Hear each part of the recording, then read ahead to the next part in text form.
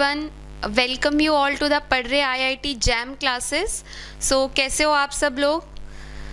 We all welcome you to the platform of पढ़ रहे online classes, जहाँ पर हम नई सीरीज स्टार्ट करने जा रहे हैं IIT जैम बायोटेक्नोलॉजी के लिए, where you will find the complete course of biotechnology, जिसमें आपका जितना भी सिलेबस है बायोटेक का, even including biochemistry, cell biology, immunology, whatever the syllabus is, सारा सिलेबस आपको कवर कराया जाएगा। सो आप हमारे YouTube चैनल को फॉलो कर सकते हैं, सब्सक्राइब करें। एंड जो भी अगर आपको स्टडी मटेरियल रिक्वायर्ड है तो आप हमें टेलीग्राम पे फॉलो कर सकते हैं इस ग्रुप में। And if you required the special paid courses, paid classes, so you can contact on this number which is flashing on your screen 79880568661. Okay, so what is the motive of this session is today we are going to discuss the previous year question जो 2021 का paper था, उसके बारे में हम उसके solutions करेंगे biology section के, including part A, B and C। हम तीनों पार्ट के जो बायोलॉजी से रिलेटेड क्वेश्चन हैं उसके आज MCQs डिस्कस करेंगे, सॉल्यूशंस करेंगे। Okay, so let's get start with the question answers. So the first question was 2021 का जो पेपर है हम वो डिस्कस कर रहे हैं। It is a paper of 2021. Okay, so जो लेवल था इस पेपर का वो मॉडरेट था। It was not so difficult and was not so easy as comparison to the 2020 exam. It was quite easy as comparison to the 2020 exam. Okay, so let's discuss the paper. First question is, if the blood group of a mother and a father are AB and O respectively, what are the blood groups possible for their child? So ये question है हमारा blood group topic से related. इसमें हमें parents का जो blood group है वो गिवन है। मदर का ब्लड ग्रुप गिवन है हमें AB,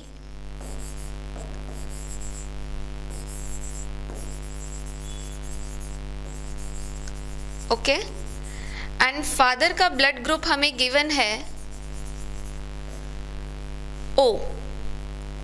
okay, so they are asking what will be the blood group of their child. तो पॉसिबिलिटी कौन कौन से ब्लड ग्रुप के होने की है। Okay, first will find the genotypes, क्या क्या होंगे। So the genotype will be the for blood group A, IA and IB, ये इसका जीनोटाइप होगा। एंड O के लिए होता है IO। ओके, ये इसका जीनोटाइप है। So these are the possible genotypes. तो इनका फिनोटाइप मतलब चाइल्ड का जो ब्लड ग्रुप होगा वो क्या हो सकता है। It can be IO, again IA, IO, IB and IO,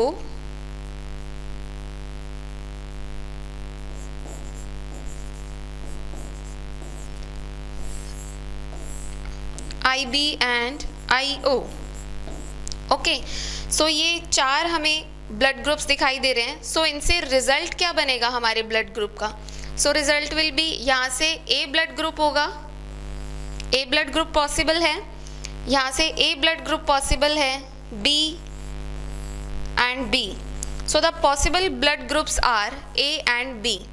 अगर मदर हमारी AB है, उसका ब्लड ग्रुप AB है, एंड फादर का O, तो चाइल्ड जो है उसमें ब्लड ग्रुप हो सकता है A या फिर B।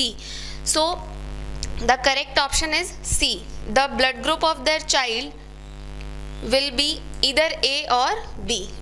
So C is the correct answer.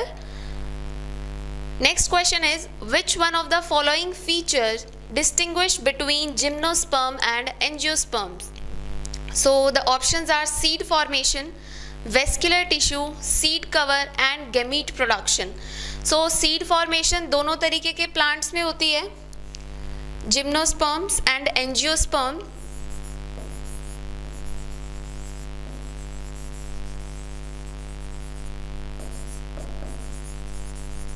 इन दोनों में सीड फॉर्मेशन होती है। सो ये तो एक डिस्टिंग्विश फीचर नहीं है इसका। नेक्स्ट है वेस्कुलर टिश्यू, जाइलम और फ्लोएम भी दोनों में ही प्रेजेंट है, तो ये भी एक डिस्टिंग्विश फीचर नहीं है। सी ऑप्शन है हमारा seed cover, definitely it is the answer. Seed cover जो है वो डिस्टिंग्विशेबल फीचर है जिम्नोस्पर्म्स एंड एंजियोस्पर्म का, ठीक है। जैसे हमारे पास फ्रूट है, फॉर से एग्जाम्पल एप्पल है, उसमें जो फ्रूट के अंदर क्या होते हैं, हमारे सीड्स एनक्लोज्ड होते हैं एंड उसके ऊपर क्या होता है, एक सीड कोट प्रेजेंट होता है। तो फ्रूट के अंदर एनक्लोज्ड होंगे, तो एंजियोस्पर्म में एनक्लोज्ड होते हैं, जिम्नोस्पर्म्स में नेकेड होते हैं, ठीक है। सो सीड कवर जो है वो एक डिस्टिंग्विशेबल फीचर है हमारा, okay. So C will be the correct answer. Next question is ecosystem ecology is the study of. So ये जो टॉपिक है, ये क्वेश्चन है, ये इकोसिस्टम जो हमारी यूनिट है उससे है। बेसिक क्वेश्चन है बहुत ज़्यादा। इकोसिस्टम इकोलॉजी किसको कहा जाता है, ये चीज़ पूछी हुई है।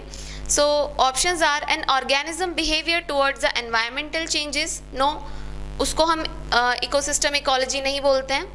Factor that affect the interaction of individual in a population, interaction ज़रूर होती है, लेकिन जब भी हम इकोसिस्टम इकोलॉजी के बारे में जब भी हम, तो बेस्ट हमारे लिए एक डेफिनेशन क्या होती है, जब बायोटिक और एबायोटिक फैक्टर्स आपस में इंटरैक्ट करते हैं। So the third option is interaction among the biotic and abiotic components.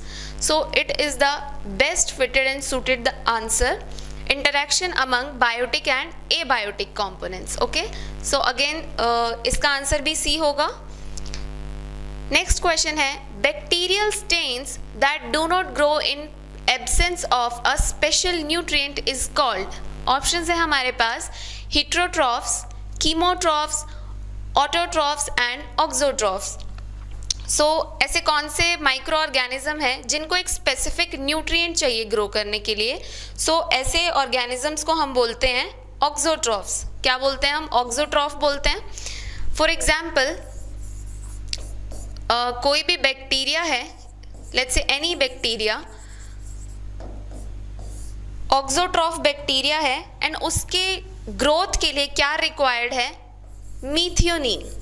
Let's say मीथियोनिन जो है ये ऐसा स्पेसिफिक कंपोनेंट है, अगर ये एब्सेंट होगा, ठीक है, मीडियम एनर्जी वाले बॉन्ड्स होते हैं, ये उनकी फॉर्मेशन नहीं करता है।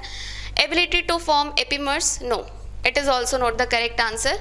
So the correct answer is an additional of chiral carbon, ठीक है। तो कायरल कार्बन के ऐड होने से क्या हो रहा है, हेमी एसिटल फॉर्मेशन में एक ये प्रॉपर्टी ऐड ऑन हो रही है। सो बी इसका करेक्ट आंसर होगा।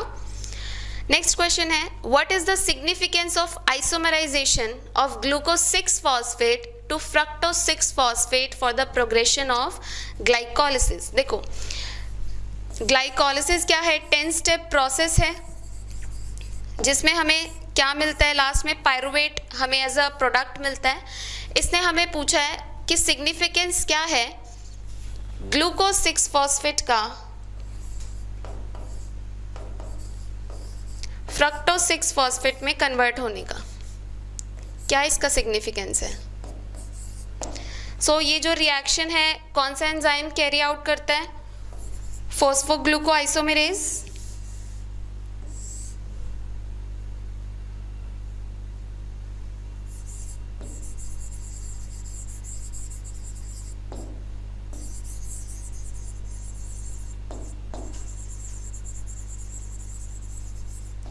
सो ये एंजाइम कैरी आउट करता है कन्वर्जन, ग्लूकोज 6 फॉस्फेट को किस में कन्वर्ट कराता है, फ्रक्टोज 6 फॉस्फेट में।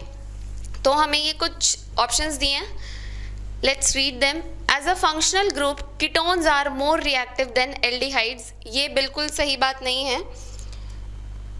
इसमें जो है एल्डिहाइड ग्रुप प्रेजेंट होता है, जब ये फ्रक्टोज में कन्वर्ट होता है तो इसमें कीटोन ग्रुप ऐड हो जाता है। सो ये बात तो बिल्कुल भी सही नहीं है, ठीक है, कि कीटोन ज़्यादा रिएक्टिव होते हैं एल्डिहाइड से।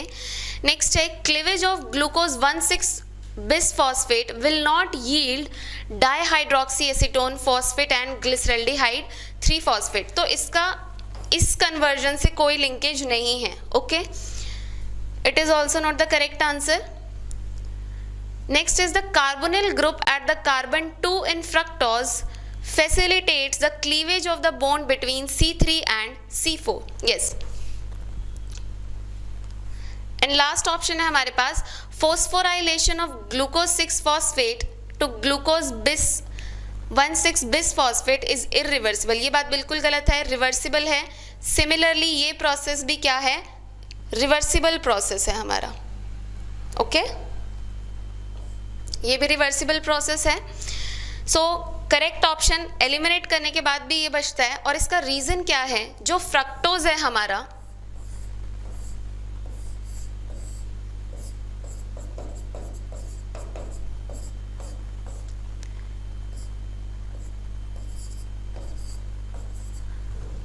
जब ये चेन फॉर्म में प्रेजेंट होता है, सो कार्बन सेकेंड जो कार्बन है, कार्बोनिल ग्रुप प्रेजेंट होता है, C डबल बॉन्ड O जो ग्रुप प्रेजेंट होता है, इसके पास कैपेबिलिटी होती है बॉन्ड फॉर्म करने की. ठीक है, और ये क्या बनता है, फिर रिंग लाइक स्ट्रक्चर बनता है.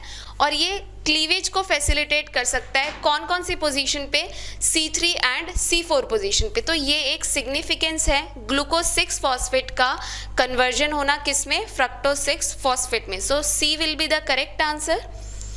Next question is what is the role of bile salt in the mammalian digestive system. So ये एनिमल फिजियोलॉजी से हमारा क्वेश्चन है, बहुत ही बेसिक क्वेश्चन है.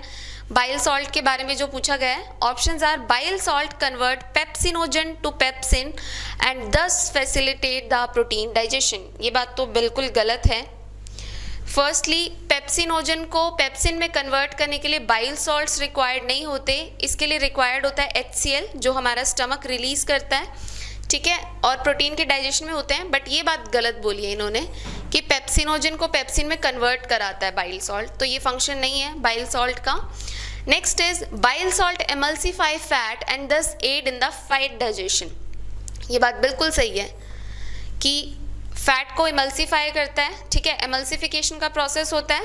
आपने देखा होगा लार्ज जो ड्रॉपलेट्स होती हैं, फैट ग्लोब्यूल्स होते हैं, उसको क्या करता है, ये सराउंड करके मिसल फॉर्मेशन होती है और फैट्स की डाइजेशन कराती है. Okay, next option is bile salts are excretory product by the liver and do not participate in digestion. ये बात बिल्कुल गलत है, वो उसके प्रोडक्ट्स हैं, एक्सक्रीटरी प्रोडक्ट नहीं है ये लिवर के. ठीक है, और ये पार्टिसिपेट बिल्कुल करते हैं डाइजेशन में. सो ये बात बिल्कुल गलत है. Next is bile salts facilitate digestion of all type of macromolecule in small intestine. ये बात भी बिल्कुल गलत है, क्योंकि ये सभी टाइप के मैक्रोमोलिक्यूल की डाइजेशन नहीं कराता. किसकी कराता है, लिपिड मॉलिक्यूल, फैट जो ग्लोब्यूल्स हैं उनकी डाइजेशन कराता है. So the correct answer will be B. Fat का इमल्सिफिकेशन करेगा और फैट डाइजेशन में हेल्प करता है. ओके, सो 18th का करेक्ट आंसर है B. Next question is presence of which of the following in the urine indicates the pregnancy in human. So कौन सा ऐसा हार्मोन है जिसका लेवल अगर यूरिन में मिलता है तो वो उससे प्रेगनेंसी कंफर्म की जाती है. ओके, सो ऑप्शंस हैं हमारे पास progesterone, oestrogen, FSH luteinizing hormone and human chorionic gonadotropin. So इसका करेक्ट आंसर होगा डी, HCG जिसको बोलते हैं. ठीक है, ये कौन रिलीज करता है, जो एम्ब्रियो डेवलप हो रहा है, फीटस डेवलप हो रहा है, उसका जो प्लेसेंटा होगा वो क्या करेगा, HCG हार्मोन को रिलीज करेगा. तो जो प्रेगनेंसी टेस्ट किट भी होती हैं वहाँ पर इसका यूज़ होता है, HCG हार्मोन के लेवल्स को ही चेक किया जाता है.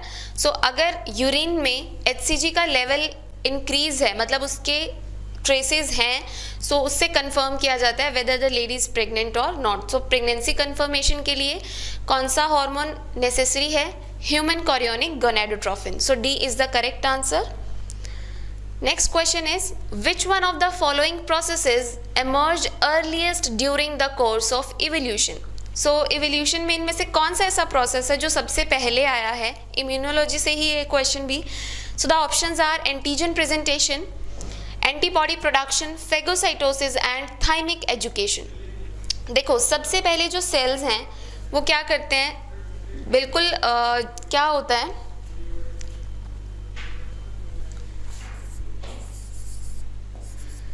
जब जाइगोट बनता है, एम्ब्रियो बनता है, स्टार्टिंग स्टेज में जो भी सेल होगा उसके पास सिंप्लिसिटी होती है, ठीक है, कॉम्प्लेक्सिटी भी सेल में प्रेजेंट नहीं होती है। सो जब हमारे इम्यून सिस्टम का इवोल्यूशन स्टार्ट हुआ तो सबसे पहला कौन सा मेथड था जो इवॉल्व हुआ था? सो सबसे पहला जो मेथड इवॉल्व हुआ था वो था फेगोसाइटोसिस। फेगोसाइटोसिस क्या होता है? सेल जो है किसी भी फॉरेन मटेरियल को, पार्टिकल को क्या करेगा? कंप्लीटली एनगल्फ कर लेगा। Suppose it is a cell and ये कोई फॉरेन मटेरियल है, सो ये क्या करेगा? इस कंप्लीट मटेरियल को क्या करेगा? अपनी बॉडी में एनगल्फ कर लेगा, ठीक है। तो इस प्रोसेस को बोलते हैं हम फेगोसाइटोसिस। सो सबसे पहला प्रोसेस जो इमर्ज हुआ था during evolution, it is phagocytosis. आपने अमीबा में भी पढ़ा होगा, मोड ऑफ न्यूट्रिशन क्या है, किसके थ्रू लेता है? फेगोसाइटोसिस करती है एंड अपना न्यूट्रिशन का इनटेक करती है। ओके, तो फेगोसाइटोसिस इसका करेक्ट आंसर है। Next question is, in plants ovules are attached to the ovaries by, कौन सा ऐसा स्ट्रक्चर का क्या नाम है जिससे ओव्यूल अटैच होते हैं ओवरी से? Options are placenta, synergids, embryo sac and tube cell. So synergids तो आपको पता है कहाँ प्रेजेंट होते हैं? ओवरी के अंदर प्रेजेंट होते हैं, सेल्स होती हैं ये एक टाइप की, ठीक है। तो इसका तो यहाँ पर कोई रोल नहीं है कि भाई ये ओव्यूल्स को अटैच कराएगा ओवरी से।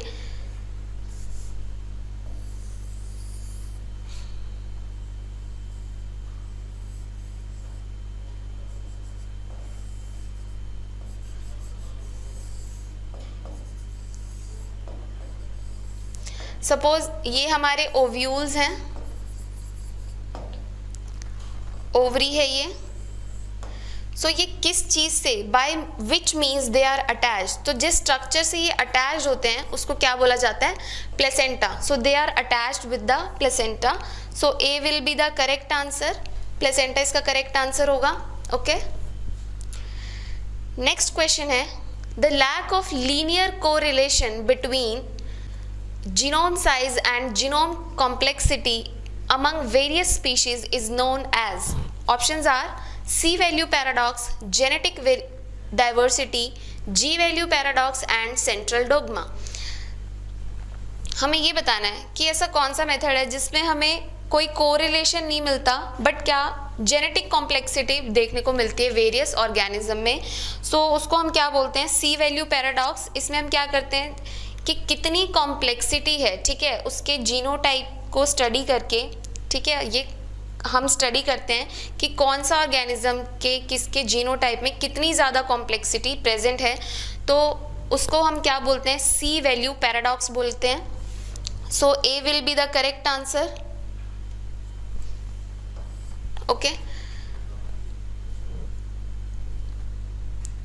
next question is, match the cell junctions listed in group A with their correct function in the listed in the group B। तो ये हमें कुछ टाइप के सेल जंक्शन दिए हैं, सेल बायोलॉजी का पार्ट है, उसमें हम डिफरेंट टाइप के सेल जंक्शंस स्टडी करते हैं। सो कुछ दिए हैं एंड उनके फंक्शंस दिए हैं, हम इनको क्या करना है? करेक्टली मैच करना है। So first is adherens junction, desmosome, tight junction and gap junction. देखो सबसे पहले हम बात करते हैं टाइट जंक्शन के बारे में।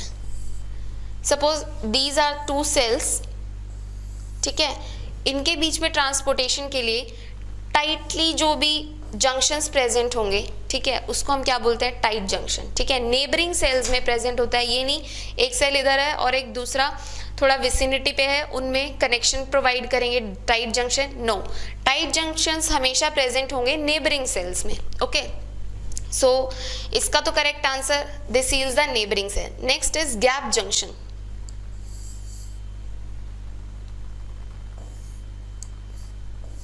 गैप जंक्शंस क्या प्रोवाइड करते हैं? एक पैसेज प्रोवाइड करेंगे दो सेल्स के बीच में,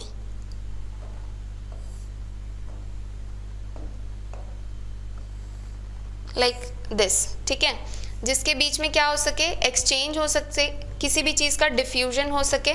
ओके, सो गैप जंक्शन, इसका एस जो है वो करेक्ट आंसर है बिल्कुल। It allows the diffusion of molecule between adjacent sales, ठीक है, तो ये आसपास के जितने सेल्स हैं उसमें क्या कराएगा? डिफ्यूजन के प्रोसेस को हेल्प करता है। सो ऑप्शंस एक बार देख लेते हैं क्या क्या ऑप्शन हमें गिवन है। हमने दो मैच करके देख लिए, या फिर आप इन क्वेश्चंस में आपको क्या ट्रिक्स यूज़ करनी होती है, आप पहले एक ऑप्शन करेक्ट आइडेंटिफाई करो जो आपको लगता है, देन उसको ऑप्शन में से मैच करके देखो कि वो ऑप्शन किस किस हमारे जो नीचे अवेलेबल ऑप्शन है उसमें प्रेजेंट है, तो उसको एलिमिनेट करके भी हम क्विकली आंसर सॉल्व कर सकते हैं। सो थर्ड का ऑप्शन आर है एंड फोर्थ का ऑप्शन एस है। सो फोर्थ का एस बी में भी है एंड डी में भी है। ओके, सो बाकी के इन दो को हम एलिमिनेट कर सकते हैं, ठीक है। एंड थर्ड का ऑप्शन है आर, थर्ड का ऑप्शन आर सिर्फ डी ऑप्शन में प्रेजेंट है, बाकी किसी में भी नहीं है, सो ये भी एलिमिनेट हो जाता है। तो इसका करेक्ट ऑप्शन होगा डी। अडेरेंस जो जंक्शन होते हैं वो एक्टिन बंडल्स जो होते हैं हमारे, एक्टिन बंडल्स प्रेजेंट होते हैं मसल्स में, वहाँ पर प्रेजेंट होते हैं नेबरिंग सेल्स में। नेक्स्ट इज डेस्मोसोम्स, ये इंटरमीडिएट फिलामेंट्स जो होते हैं, हम सब ये पढ़ते हैं ना एक्टिन मायोसिन फिलामेंट्स। सो डेस्मोसोम्स कहाँ प्रेजेंट होते हैं, हमारे फिलामेंट्स में प्रेजेंट होते हैं नेबरिंग सेल्स के। सो इसका करेक्ट ऑप्शन होगा डी, जिसमें सभी बिल्कुल आमने सामने ही करेक्ट आंसर्स मेंशन किए गए हैं। Okay, so D is the correct answer. Next question is in mammals females have 2x chromosome and male have 1x chromosome। ये हमें पता है सेक्स डिटर्मिनेशन जब हम पढ़ते हैं। सो फीमेल्स के अंदर 2x क्रोमोसोम्स होते हैं, ओके, एंड मेल्स में क्या होता है 1x and 1y chromosome in case of males. Equal expression of the x chromosome genes in both sex is ensured by, कौन सा ऐसा प्रोसेस है जिससे ये इंश्योर होता है कि दोनों के अंदर इक्वल एक्सप्रेशन आए एक्स का। देखो यहाँ पर तो 2x प्रेजेंट है, तो इसको कंपनसेट करने के लिए क्या किया जाता है, कौन सा प्रोसेस यूज होता है। सो जो बायोलॉजिकल प्रोसेस यूज होता है उसका नाम है डोजेज कंपनसेशन। इसमें क्या होता है, इसका करेक्ट आंसर होगा ए, डोजेज कंपनसेशन। क्यों होगा डोजेज कंपनसेशन, बिकॉज किसी भी एक एक्स क्रोमोसोम जीन को एक्टिव रखा जाता है, ठीक है, ताकि जब भी यहाँ से क्या होता है, एक जो हाफ कॉपी है वो फीमेल से आती है एंड हाफ कॉपी किससे आती है, मेल से, जब भी जाइगोट का फॉर्मेशन होता है फर्टिलाइजेशन के बाद। सो इंश्योर किया जाए कि दोनों में इक्वल जो है एक्सप्रेशन आए एक्स का। सो इसमें क्या होता है, one of the x chromosome is inactivated, एक एक्स क्रोमोसोम क्या हो जाएगा, इनएक्टिवेट हो जाएगा।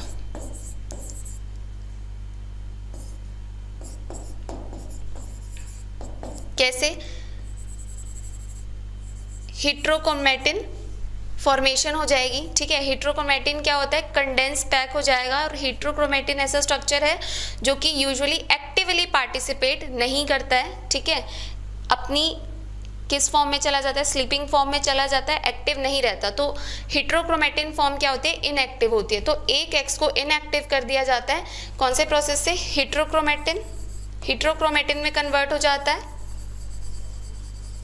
और एक एक्स फंक्शनल रहता है। तो दोनों में एक एक्स फंक्शनल है।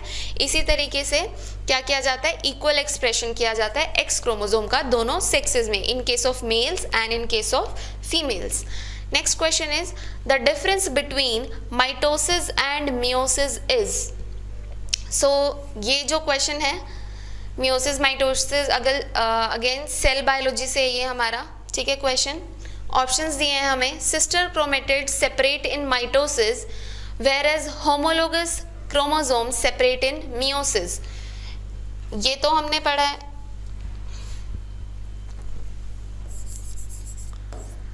माइटोसिस एंड मियोसिस दो टाइप की होती है, meiosis 1 and meiosis 2। Okay, next question बोल रहा है, नेक्स्ट ऑप्शन है कि डिफरेंस बताना है कि दोनों में डिफरेंस क्या है। फर्स्ट बोल रहे हैं sister chromatid separate in mitosis, बिल्कुल सही है, where as the homologous chromosome separate in meiosis 1। ये जो इसका ए ऑप्शन है बिल्कुल करेक्ट है कि माइटोसिस के अंदर क्या होते हैं, सिस्टर क्रोमेटिड्स। जैसे कोई क्रोमोसोम है, ये जो इसकी सिस्टर क्रोमेटिड्स हैं ये क्या होती है, सेपरेट, ये क्या हो जाएंगी, सेपरेट हो जाएंगी, ठीक है, okay. And homologous chromosome separate होते हैं मियोसिस 1 के अंदर। तो मियोसिस 1 के अंदर भाई होमोलोगस क्रोमोसोम सेपरेट होते हैं,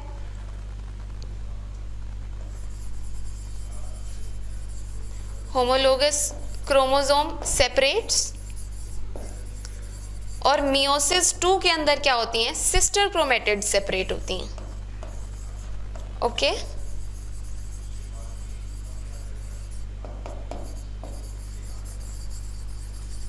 सो हमें ऑप्शन में दिया है कि होमोलोगस क्रोमोसोम सेपरेट हो रहे हैं मियोसिस 1 में, ये बात बिल्कुल सही है, और सिस्टर क्रोमेटिड सेपरेट होती है माइटोसिस में। So it is the correct option. बाकी ऑप्शंस भी देख लेते हैं एक बार। Nuclear membrane is absent during the mitotic metaphase but not in meiotic metaphase, ये बिल्कुल गलत है। दोनों में ही क्या है, जब डिवाइड करेगा तो न्यूक्लियर मेम्ब्रेन क्या होती है, डिसअपियर होती है। Okay the DNA is double helical in meiosis 1 and but not in mitosis, ये ऑप्शन भी बिल्कुल गलत है, ऐसा बिल्कुल नहीं होता है। Last option is unlike in mitotic phase chromosome do not align in the equatorial plate of meiosis 1, ये बिल्कुल गलत है।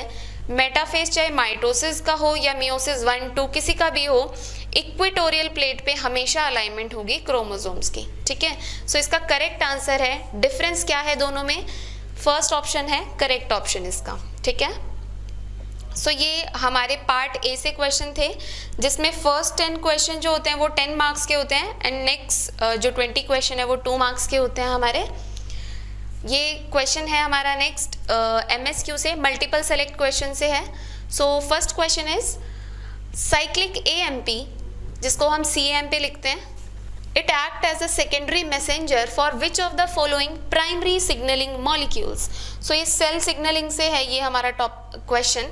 सेल सिग्नलिंग के जितने भी मॉलिक्यूल्स हैं, प्राइमरी मॉलिक्यूल्स, ठीक है, वो किसका यूज करते हैं, GPCR को यूज करते हैं सिग्नलिंग के लिए,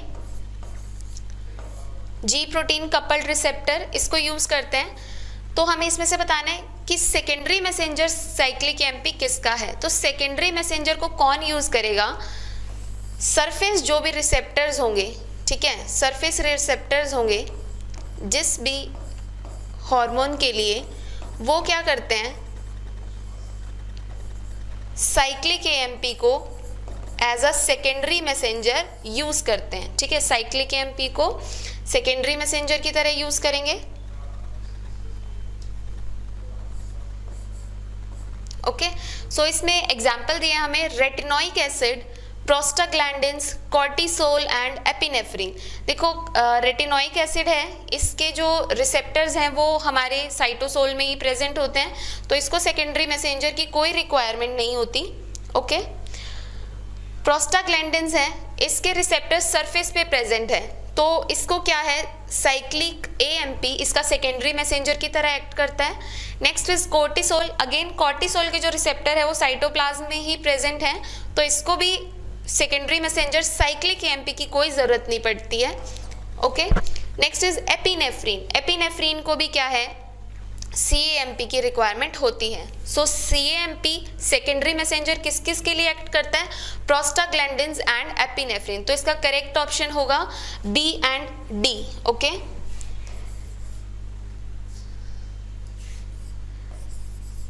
B एंड D इसका करेक्ट ऑप्शन है।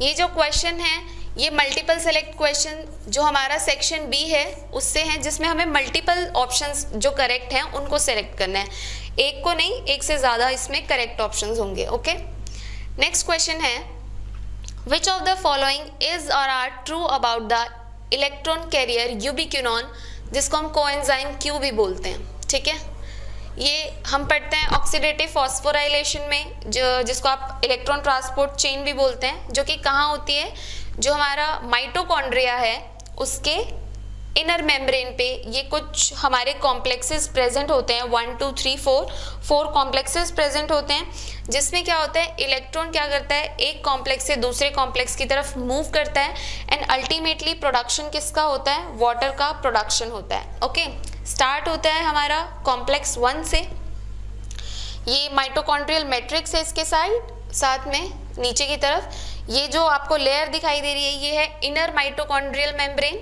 ये इनर मेम्ब्रेन है माइटोकॉन्ड्रिया की।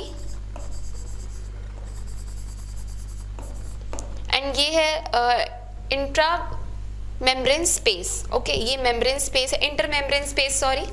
सो इनमें से कौन सी बात सही है हमें ये बताना है। So let's read the options. First is its ability to accept 2 electrons at a time. हमें किसके बारे में, किसके रेफरेंस में स्टडी करना है?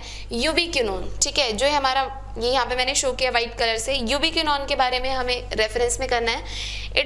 Its ability to accept 2 electrons one at a time enables ubiquinone to function at the junction between 2 electron donors and 1 electron acceptor. So first option बिल्कुल correct है इसका। क्या बोल रहा है हमारा फर्स्ट ऑप्शन? कि इसके पास एबिलिटी है 2 इलेक्ट्रॉन्स को एक्सेप्ट करने की, ठीक है। 2 इलेक्ट्रॉन्स कहाँ से आएंगे? एक आएगा हमारा कॉम्प्लेक्स 1 से एंड दूसरा कॉम्प्लेक्स 2 से, ये एक्सेप्ट करता है इलेक्ट्रॉन्स, जिसकी वजह से यूबिक्विनोन फंक्शनल फॉर्म में आता है। और ये किसकी तरह जंक्शन पे एक्ट करता है? 2 electron donor and 1 electron acceptor की तरह, ठीक है।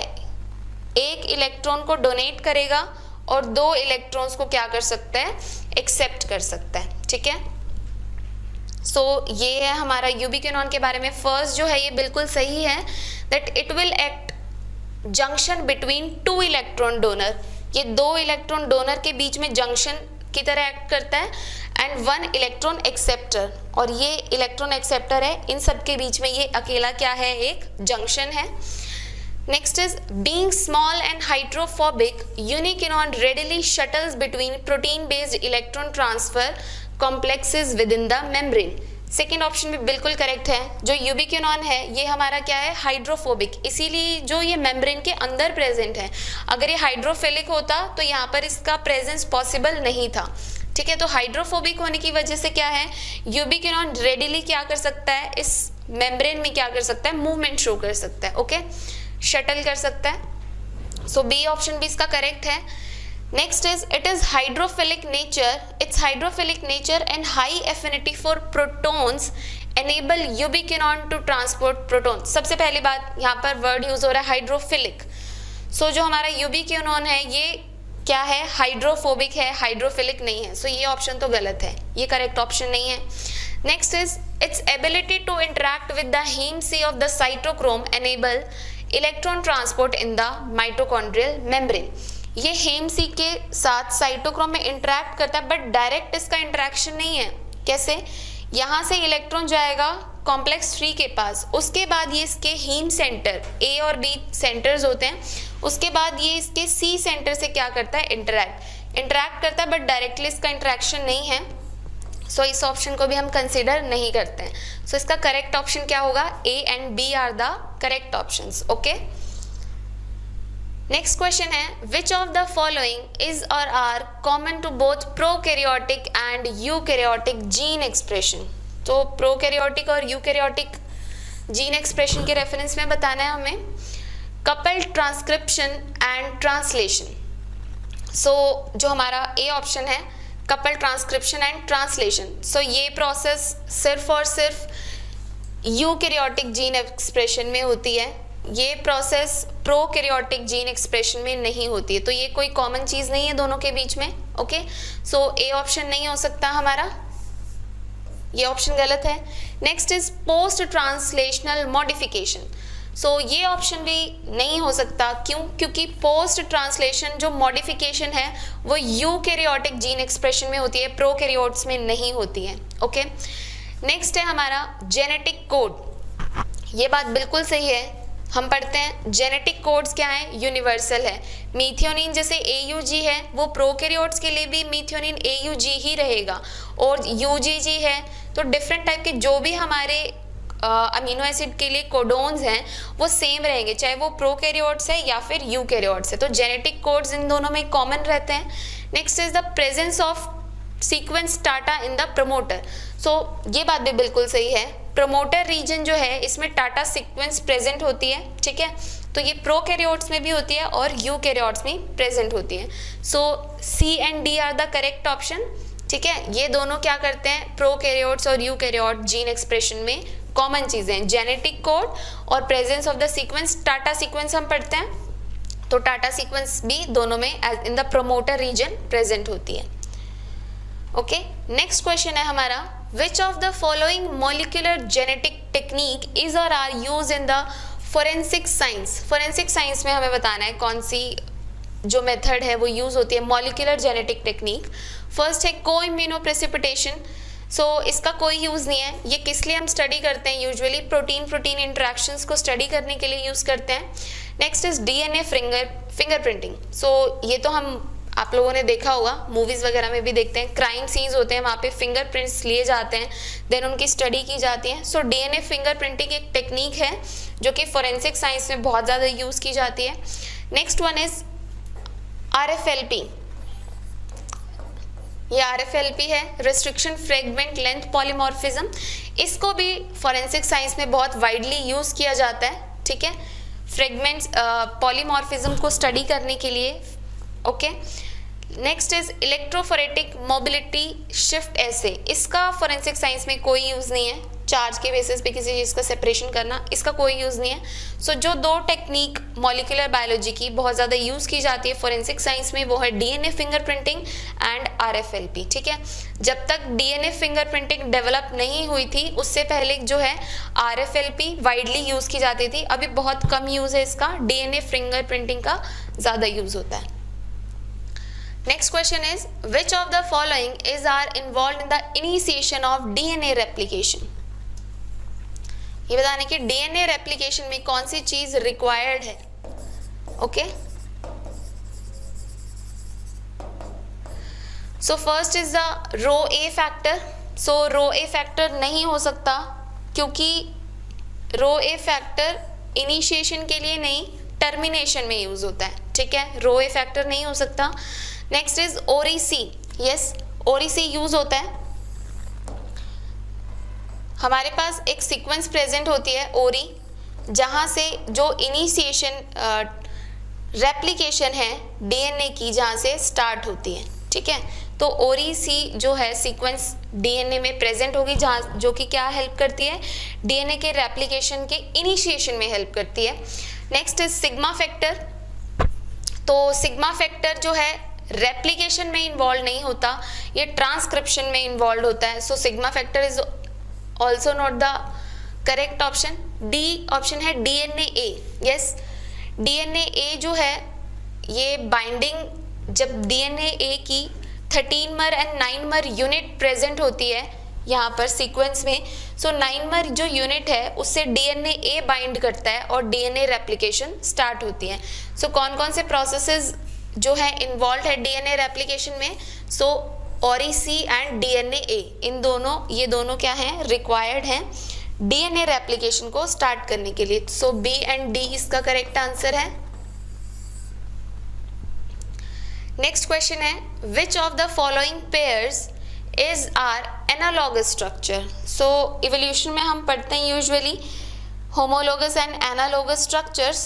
सो एनालॉगस स्ट्रक्चर्स क्या होते हैं, जिनके एंसेस्टर्स सेम नहीं होते हैं, okay, they do not have common ancestors.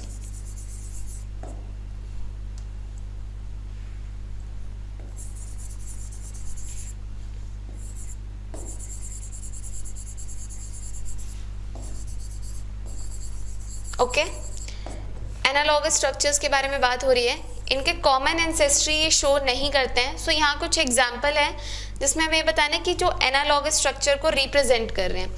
First है human hand and bat wings.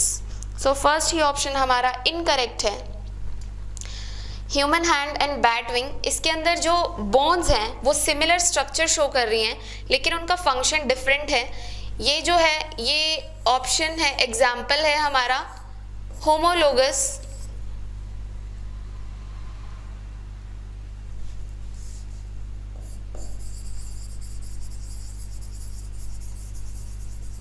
Homologous structure का, ठीक है। सो ए ऑप्शन तो हमारा निग्लेक्ट हो गया। ओके, नेक्स्ट ऑप्शन है butterfly wings and bat wings. Yes, they are the analogous structure. इनके एंसेस्टर्स सेम नहीं है, ओके, बट फिर भी कहीं ना कहीं इनमें फंक्शन क्या है, सिमिलर है, फ्लाइंग में यूज होते हैं wings. bird wings and bat wings, yes it is also the correct option. dolphin flippers and fish fins, ये भी क्या है, एनालॉगस स्ट्रक्चर्स हैं. सो इसका करेक्ट आंसर क्या होगा, बी, सी एंड डी, तीनों क्या है इसके करेक्ट आंसर्स हैं. ओके ये सब क्या है, एनालॉगस स्ट्रक्चर. लेकिन फर्स्ट जो ऑप्शन है हमारा human hand and bat wing, ये किसका एग्जाम्पल है, होमोलोगस स्ट्रक्चर का. ठीक है, नेक्स्ट क्वेश्चन है, ये क्वेश्चन स्टार्ट हो रहा है हमारे थर्ड यूनिट सेक्शन से. सेक्शन थर्ड का ये क्वेश्चन है जिसमें न्यूमेरिकल एबिलिटी टाइप क्वेश्चंस आते हैं. आपको डायरेक्ट इनके आंसर्स लिखने हैं, इसमें ऑप्शंस नहीं गिवन होते हैं आपको. So the question is for a gene present on human chromosome number 4, हमें क्रोमोसोम नंबर 4 दिया गया है. ओके ये क्रोमोसोम नंबर 4 है. The maximum number of alleles that may be detected by sequencing 5 males and 10 females. Maximum number chromosome number 4, तो हमें पता है फर्स्ट से लेके 22 जो हैं वो हमारे ऑटोजोम्स हैं. तो क्रोमोसोम 4 जो है ये ऑटोजोम की कैटेगरी में आता है. ओके सो यहाँ पर इन्होंने मेंशन किया 5 male and 10 females. So male and female का इस पे तो कोई इफेक्ट नहीं है, जेंडर का कोई इफेक्ट नहीं है ऑटोजोम्स पे. ऑटोजोम्स सिमिलर होते हैं चाहे वो मेल है या फीमेल है. ठीक है, ऑटोजोम्स वेरी नहीं करते सेक्स के बेसिस पे. ओके सो यहाँ पर टोटल इंडिविजुअल हमारे पास कितने हो जाते हैं, total individuals are 15, 5 males and 10 females, 15 individuals हैं. और ये हमें बोल रहा है मैक्सिमम नंबर ऑफ अलील्स. तो मैक्सिमम नंबर ऑफ अलील्स कब हो सकते हैं, अगर हम हेट्रोजाइगस कंडीशन लें. ठीक है, हेट्रोजाइगस कंडीशन में हेट्रोजाइगस में 2 पेयर मैक्सिमम हो सकते हैं, एक होमोजाइगस हो सकता है. हेट्रोजाइगस 2 कंडीशंस हैं. सो मैक्सिमम जो इसके अलील फॉर्म हो सकते हैं वो है 30. ठीक है, तो मैक्सिमम नंबर ऑफ अलील जो फॉर्म हो सकते हैं किन किन की सीक्वेंसिंग करने के बाद 5 मेल एंड 10 फीमेल का हमें जीनोम दिया है. इसका कोई सिर्फ नंबर से मतलब है, इसका मेल एंड फीमेल से कोई लेना देना नहीं है. ठीक है, सो इसका करेक्ट आंसर होगा 30. ठीक है, मैक्सिमम नंबर कितना होगा 30. नेक्स्ट क्वेश्चन है the number of triplet codons for a मीथियोनिन is. Okay जो हमारा अमीनो एसिड है मीथियोनिन,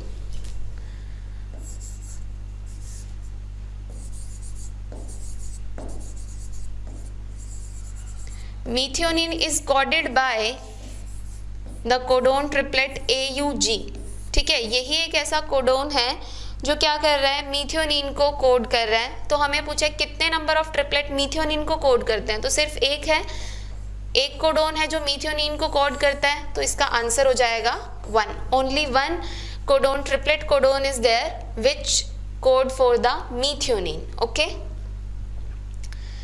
नेक्स्ट क्वेश्चन है the number of peptide bonds in a 20 residue linear peptide is. हमें एक पेप्टाइड की सीक्वेंस दी है जिसमें 20 रेजिड्यूज हैं. सपोज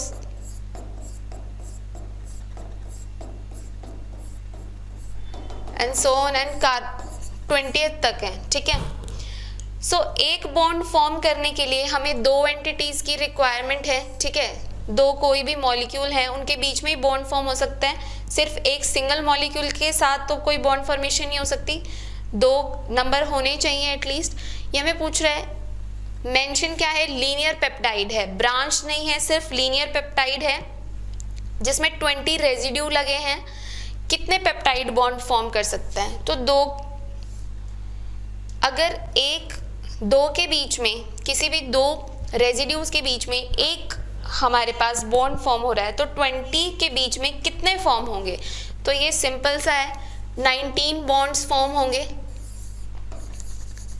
इसका फॉर्मूला क्या है, जितने भी रेजिड्यूज आपको गिवन है उसमें से आपको -1 करना है. तो आपके पास नंबर ऑफ पेप्टाइड बॉन्ड्स आ जाएंगे. तो हमारे पास रेजिड्यू का नंबर है 20. टोटल रेजिड्यूज हमें गिवन है, these are 20 in number. Okay, so number of peptide bond क्या हो जाएगा, जितने हमें रेजिड्यूज गिवन हैं उसमें से हम 1 माइनस करेंगे, so 19 will be the peptide bonds, ठीक है। So number of peptide bond कितने होंगे, 19। क्लियर है,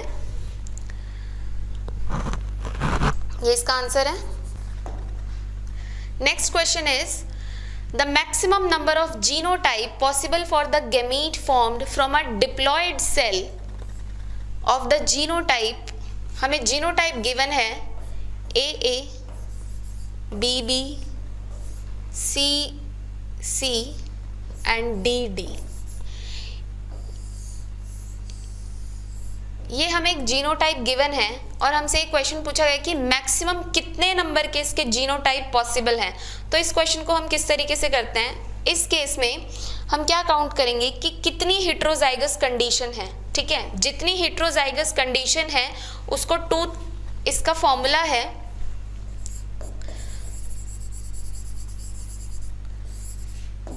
2 द पावर n, ठीक है।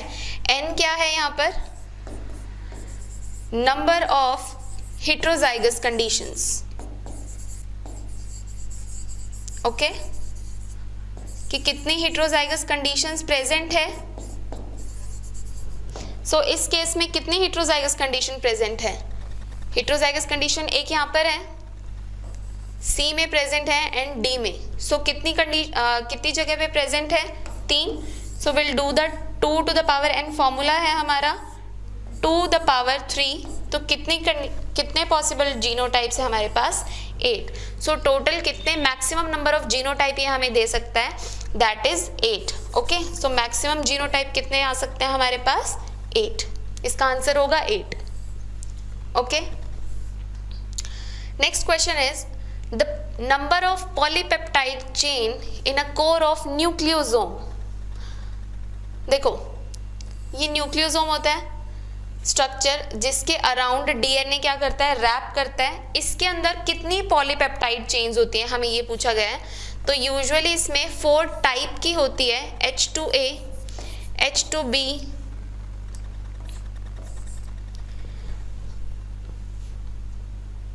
इसके बाहर क्या करता है, हमारा डीएनए रैप करता है।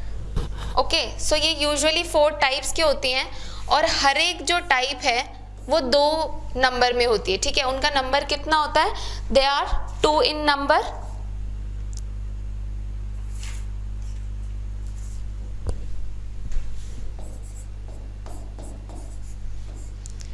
सो there will be H2A, H2B, H3 and H4। ये सब 2 नंबर में प्रेजेंट है। तो टोटल कितने हो गए हमारे पास, total number are 8। Okay, 2, 4, 6 and 8। So कितने total number of polypeptide chains present होंगी, 8 टोटल पॉलीपेप्टाइड चेन्स हमारे पास प्रेजेंट होंगी। ओके, और जो बाहर यहाँ पर एक लगा होता है ऐसे बीड लाइक स्ट्रक्चर होगा,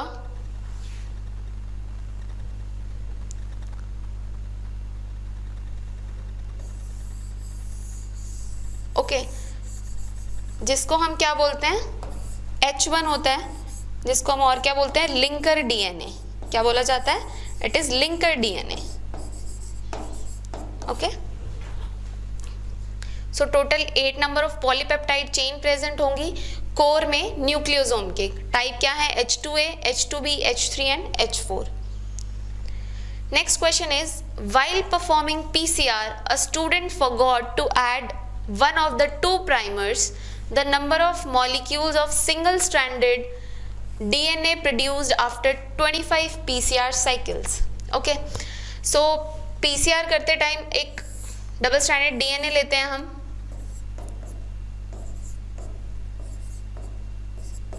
ठीक है। इसमें क्या ऐड करेंगे, हमें प्राइमर ऐड करना पड़ेगा दोनों स्ट्रैंड्स के लिए अलग अलग, सो दैट रेप्लिकेशन में ये क्या करें, अपना एक नया डबल स्ट्रैंडेड डीएनए सिंथेसाइज करें। स्टूडेंट से मिस्टेक क्या हो गई कि उसने सिर्फ एक ही प्राइमर डाला, जबकि प्राइमर कितने रिक्वायर्ड होते हैं, 2, ठीक है। उसने क्या डाला, सिर्फ एक ही प्राइमर को ऐड किया, 1 primer is added. Okay, suppose उसने जो प्राइमर यूज किया वो इसके लिए यूज किया, तो ये क्या करेगा, रेप्लिकेट करेगा, और जो नीचे वाला स्ट्रैंड है हमारा 3 प्राइम टू 5 प्राइम, ये क्या रहेगा, एज इट इज रहेगा। ठीक है, तो हर साइकिल में क्या है, एक सिंगल स्टैंडर्ड डीएनए क्या हो रहा है, प्रोड्यूस हो रहा है, ये हमेशा रेप्लिकेट नहीं कर पाएगा, ये एज इट इज ही रहेगा। तो अगर एक साइकिल में एक सिंगल स्टैंडर्ड डीएनए बच रहा है तो 25 साइकिल्स में कितने रहेंगे, 1 इंटू 25, सो टोटल कितने सिंगल स्टैंडर्ड डीएनए बचेंगे हमारे पास, जब कितना नंबर मिलेगा हमें, 25 डीएनए। ठीक है, सिंगल स्टैंडर्ड होंगे जो कि ओके, ये तो डबल स्टैंडर्ड होगा क्योंकि इसके पास प्राइमर था इस स्ट्रैंड के लिए, टेम्पलेट स्ट्रैंड के लिए, सो एक डबल स्टैंडर्ड डीएनए सिंथेसाइज होगा। लेकिन जिसके लिए नहीं था वो as it is single standard ही रहेगा, वो रेप्लिकेट नहीं कर पाएगा। ओके, सो हमेशा क्या होगा, एक सिंगल स्टैंडर्ड डीएनए बचेगा हर एक साइकिल में। सो 25 साइकिल्स अगर हो रही हैं तो कितने number of single standard DNA मिलेंगे हमें, 25 single standard DNA. So answer इसका क्या होगा, 25। Okay, next question is a double helical DNA molecule is composed of, double helical हमें DNA strand दिया है, ठीक है, जिसमें एडेनिन का जो कॉम्पोजिशन है एडिनोसिन का वो है 32 मोल%। ये हमें पता है किसी भी स्ट्रैंड में जो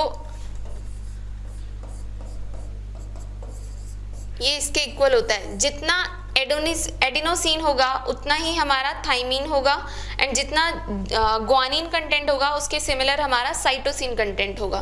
तो एडिनोसिन अगर 32% है तो जो हमारा थाइमिन है वो भी कितना होगा, 32, दोनों मिलके कितना बनाएंगे, 64%। ओके, अगर A/T 64% है तो GC का कितना हो जाएगा, टोटल होता है हमारा 100%, 100% में से 64% माइनस करेंगे तो बचेगा हमारे पास 36%। तो ये टोटल है हमारा G एंड C का। उसने सिर्फ C का पूछा है, दोनों का 36% है तो सिर्फ C का कितना होगा, 18%। इसका हाफ कर देंगे हम, ठीक है, एग्जैक्ट हाफ हो जाएगा। तो साइटोसिन का कितना परसेंट होगा हमारा, 18% प्रेजेंट होगा। Okay, so 18% is the correct answer, 18% आएगा इसका आंसर।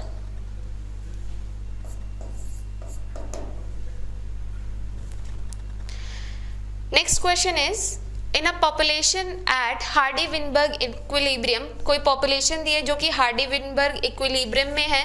सो हार्डी-विनबर्ग इक्विलिब्रियम का इक्वेशन ये है, p² + q² + 2pq = 1। ओके, जिसमें हमें क्या दिया हुआ है, फॉर जीन X ओनली, कोई जीन है X जिसके 2 अलील हैं, name A and capital A and small a, इनकी हमें फ्रीक्वेंसी दी हुई है।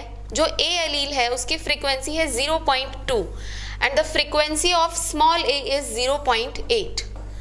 पूछा क्या गया है, the frequency of heterozygote AA in the population. हमसे पूछा गया है frequency of heterozygote. So heterozygote क्या होगा, कैपिटल A स्मॉल a, इसकी फ्रीक्वेंसी पूछी गई है। सो हार्डी-विनबर्ग इक्विलिब्रियम की जो इक्वेशन है इसको यूज करके हम डिराइव करेंगे। ये देखो, ये किसी भी डोमिनेंट जीनोटाइप के लिए होगा P, स्मॉल q जो है वो किसके लिए होता है, रिसेसिव फिनोटाइप के लिए, और ये है हमारा हेट्रोजाइगोट के लिए। तो हमें हेट्रोजाइगोट का पूछा है तो यहाँ से हम यूज करेंगे 2pq, हेट्रोजाइगोट की फ्रीक्वेंसी बताएगा ये हमें। सो क्या हो जाएगी हेट्रोजाइगोट की फ्रीक्वेंसी, 2 इंटू P की फ्रीक्वेंसी कितनी है हमारे पास, 0.2 एंड Q की फ्रीक्वेंसी है 0.8, इनको मल्टीप्लाई करेंगे तो 0.32। सो 0.32 हमारी क्या आ गई है, हेट्रोजाइगोट की फ्रीक्वेंसी, ठीक है। एक पॉपुलेशन में जिसका जीनोटाइप है capital A small A, heterozygote है ये, इसकी फ्रीक्वेंसी कितनी होगी 0.32, okay.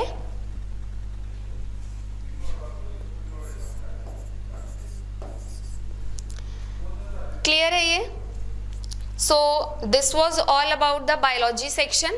Hope we made you clear about the question, and if you want to opt the classes or the content, so you can subscribe to our channel and you can download our app where all the videos will be available for you, okay. आप हमारे content को जितने भी related subjects है, chemistry, biology, maths, physics, सभी का जो content है, रिटन मटेरियल, वीडियो लेक्चर्स आपको हमारी ऐप पर मिल जाएंगे। सो आप पढ़ रहे कि IIT जैम कैम की जो ऐप है आप उसको डाउनलोड कर सकते हैं। इसका लिंक आपको डिस्क्रिप्शन बॉक्स में मिल जाएगा इस वीडियो को, उसको यूज़ करके आप हमारी ऐप को भी डाउनलोड कर सकते हैं। So that was all, thank you all.